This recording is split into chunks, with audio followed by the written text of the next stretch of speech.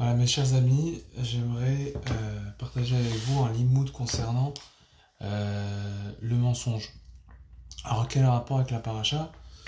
Ben, c'est très très simple. Il y a un Yakut Shimoni qui parle au moment où les animaux et tout être humain, tout être vivant rentre dans l'arche, dans la Teva, et il y a le Sheker. Donc, comme ça, c'est présenté dans le Yakut Shimoni. Il y a le mensonge qui vient pour rentrer dans la Teva, et Noir n'accepte pas son entrée.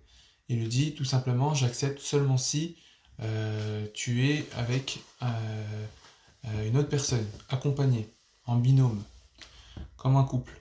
Donc je peux pas t'accepter si tu es tout seul. Donc le shaker, donc le mensonge, j'appellerai shaker à partir de maintenant. Donc le shaker, il est pas content, et donc il part de la Teva et il rencontre quelqu'un.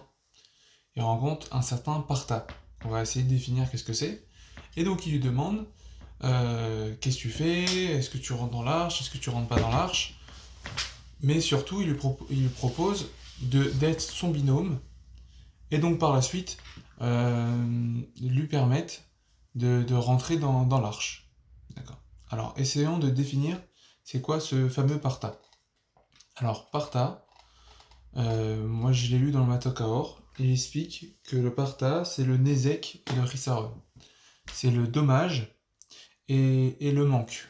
D'accord? Quelque chose de péjoratif, quelque chose de destructif. Comme ça, on va expliquer. Maintenant, comme moi, je suis allé voir directement dans le Yakut Shimoni, ce ils expliquent que Partha, c'est le Hatson Ve'amal. C'est le malheur. Et le Hamal, a priori, c'est l'effort. Mais là, ça doit être un Hamal, ça doit être un effort péjoratif, pas dans le sens le bon effort quand quelqu'un y travaille.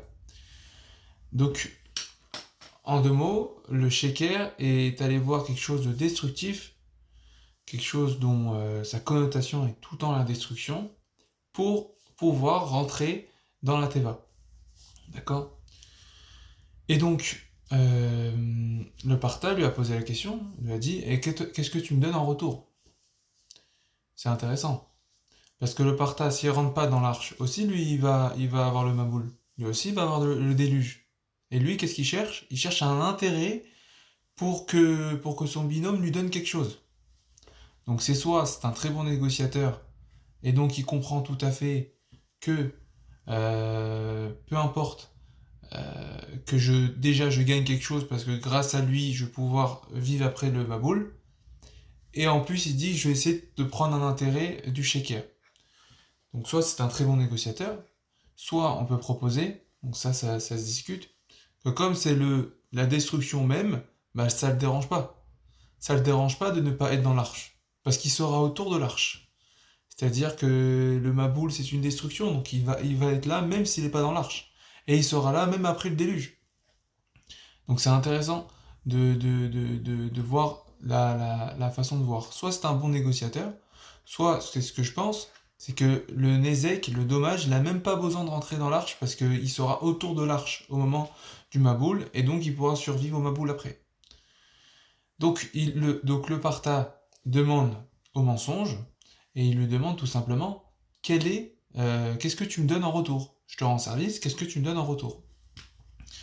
Alors le GK lui répond, il dit voilà, je fais un pacte avec toi, que tout ce que il y a comme shaker dans le monde, d'accord? Et bah tout ce que je réussis en tant que mensonge, il sera donné pour toi.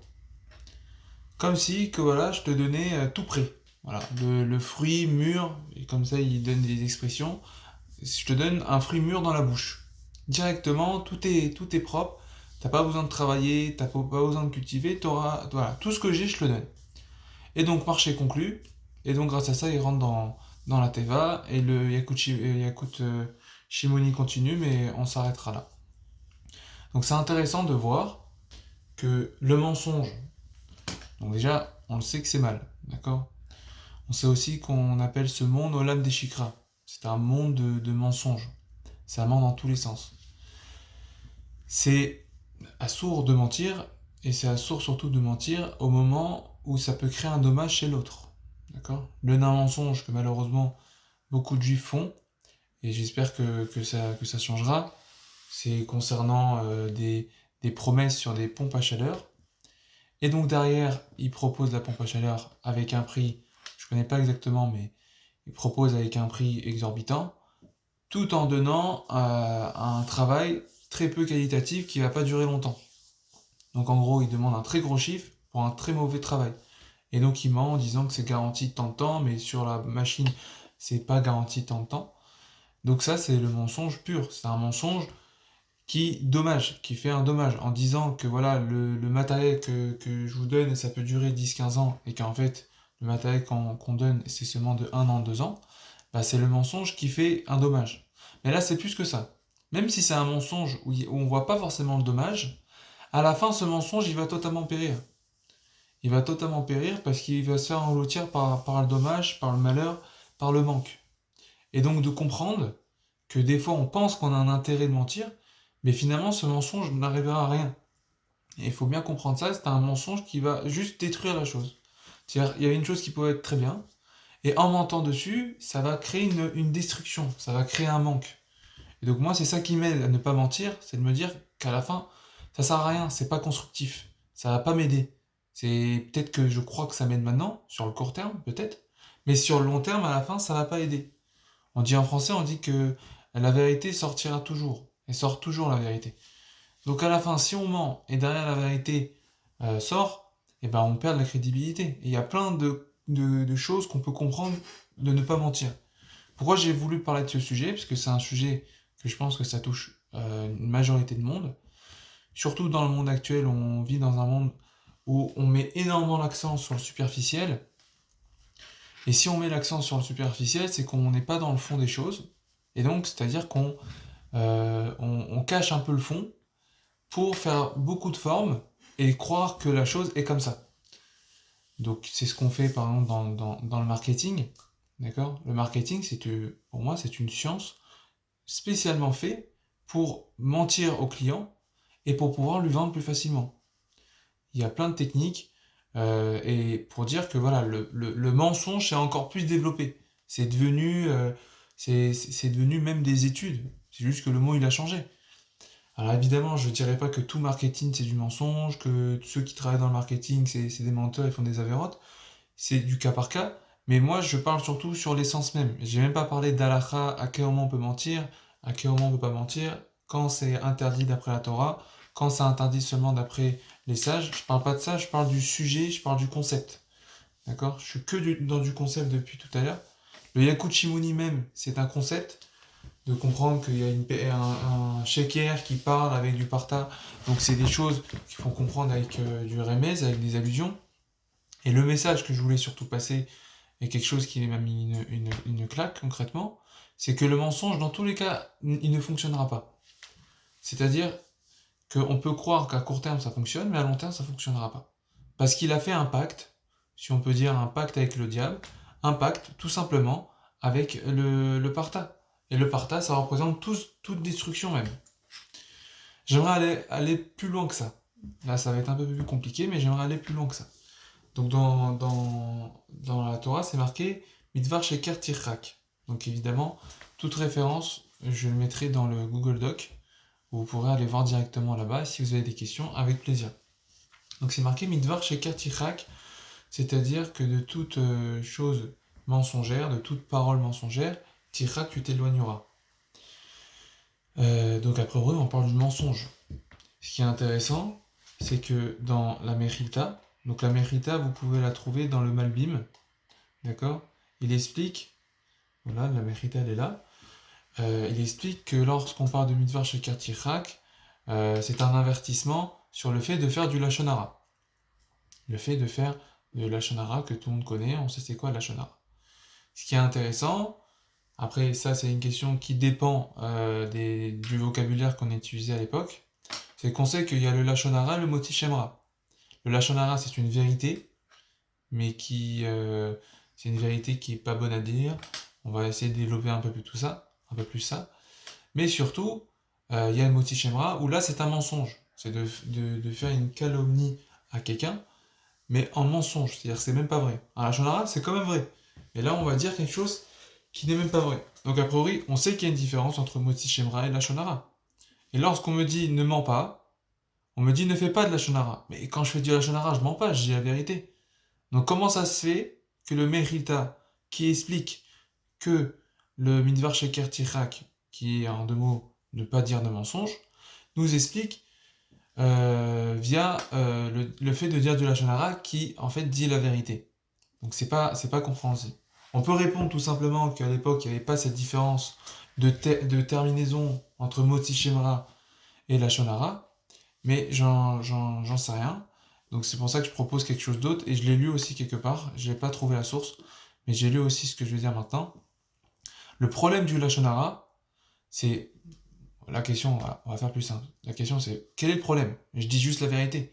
Pourquoi j'aurais un issour? Pourquoi c'est aussi grave? Pourquoi le Chafetz Chaim a aussi fait un livre sur ça? Pourquoi on dit que la Lashon Hara équivaut aux trois plus grandes fautes? Comment ça se fait? Quel est le problème du Lashon Hara exactement? Le problème du Lashon Hara, a priori, c'est de, et ça vous l'aurez compris, c'est de dire de la vérité, mais c'est pas une vérité qui va permettre une construction derrière. On est là pour construire des choses. On est dans le Olam Hamaaseh. On est là pour construire, pour progresser. Et quand je dis construire, c'est dans tous les sens du terme. Dans le sens que voilà, on veut que quand on fait quelque chose, on veut créer quelque chose. D'accord? Comme on a expliqué, on est à l'image d'Hachem. Et Hachem nous a permis nous a permis d'avoir la possibilité de créer des choses. Et donc, par la suite, comprendre que si nous disons et nous faisons des choses en ayant la volonté de détruire, et ben là c'est pas bon. Et c'est ça le problème du Lashon Hara. Certes c'est la vérité, mais elle sert à rien cette vérité. On dit en français, pas toutes les vérités sont bonnes à dire. Parce qu'il y a des vérités qui vont casser la personne, ou qui vont lui faire honte, ou qui vont lui faire une mauvaise renom. Ou tout simplement, ça c'est mon avis, mais si ce que tu dis ne sert à rien, n'en parle pas. N'en parle pas, ça sert à quoi? Juste pour parler des autres? Déjà voilà, le fait même de tout le temps parler des autres à chaque fois, et ça c'est un problème qu'on a tous de nos jours, avec les réseaux sociaux, avec le fait de pouvoir voir ce que l'autre y fait à chaque fois via les réseaux sociaux, de tout le temps parler de l'autre, mais ça te sert à quoi? Tu te construis? Ou t'es en train de te faire du mal? Ou vraiment, ça te fait pas de mal, mais ça fait pas de bien pour autant. Donc c'est du temps perdu, c'est des efforts perdus, et je trouve ça dommage. Pourquoi faire ça? Et donc le Lashon Hara, pour revenir, c'est un problème de destruction, en fait. Et ce que j'aimerais proposer, c'est que comme le Sheker a fait un pacte avec le Parta, alors tout ce qui est destruction, eh ben ça s'appelle Sheker. Même quelque chose qui est vrai. Même quelque chose qui est vrai mais qui a pour but de destruction, on le mettra aussi avec Sheker, parce que son binôme, c'est le fait de détruire. Donc voilà, si je dois bien résumer quelque chose, au Hachem, après les fêtes, certaines personnes ont pu reprendre le travail. Au Hachem, on a passé Rosh Hashanah, on a passé Kippour. Alors essayons de prendre sur nous, d'éviter de mentir. Même si on a un avantage de mentir, de bien comprendre que cet avantage n'est seulement court terme et sur le long terme il ne tiendra pas. Et surtout ne pas mentir à partir du moment où j'ai pas d'intérêt.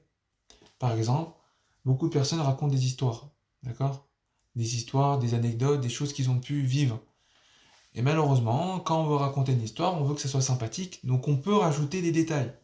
D'accord? Ça arrive à tout le monde, on rajoute des détails, on rajoute des choses en plus pour bonifier l'histoire, pour qu'elle soit sympathique, pour que tout le monde rigole, etc. Mais c'est du mensonge. Faut pas le faire. Je vais dire d'une autre manière.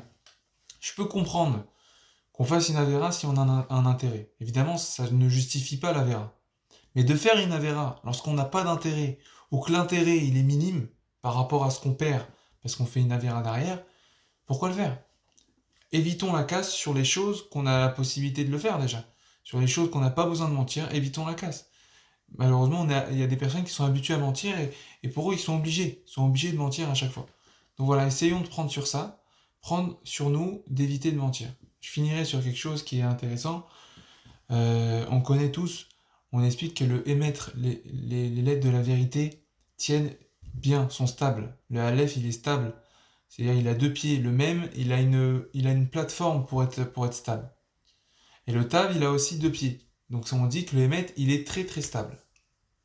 Maintenant, le Sheker, On dit le shaker, c'est des choses qui ne sont pas stables. Parce que le shin, il est arrondi, le kouf, il a qu'un pied, donc il tiendra pas, et le resh, il a aussi qu'un pied, donc il tiendra pas. Même l'équilibre, il est même pas là. On va avoir un pied, mais l'équilibre, il est pas là. Et on a qui ont voulu dire que ça, c'est beau, mais ça fonctionne seulement sur l'écriture des Ashkenazim, pas sur l'écriture des Sfaradim. Parce que le shin, chez les Ashkenazim, c'est un shin arrondi, donc ça tient pas forcément. Et le shin, chez les Sfaradim, il est plat. Donc toute cette parabole ne fonctionne pas, et il y en a, ils en rigolent à chaque fois.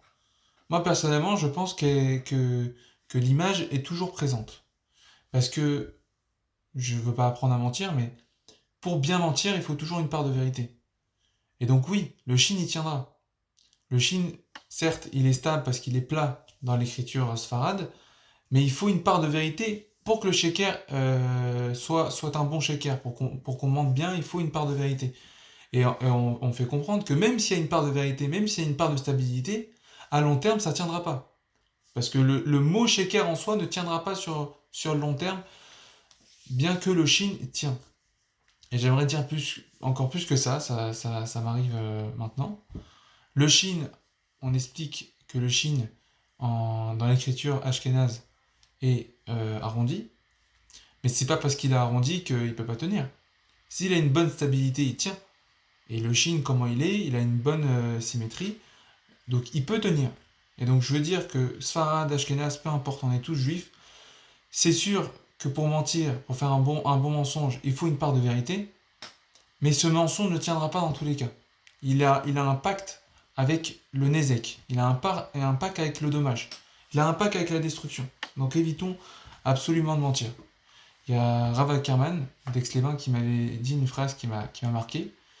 Il m'a dit que 99% de vérité, c'est 100% de mensonge. Comprendre que s'il y a 1% où c'est pas clair que ce soit de la vérité ou pas, et ben c'est forcément quelque chose qui n'est pas vérité, et donc c'est 100% de mensonge. Donc si on dit quelque chose et que c'est pas précis, et ben on est dans le mensonge. Donc bien comprendre que éviter absolument de mettre du mensonge dans tout, que ça soit avec un intérêt pour nous ou que ça soit pas avec un intérêt, parce que dans tous les cas, ce mensonge périra. Je vous souhaite un Shabbat Shalom à tous et Kol Tov.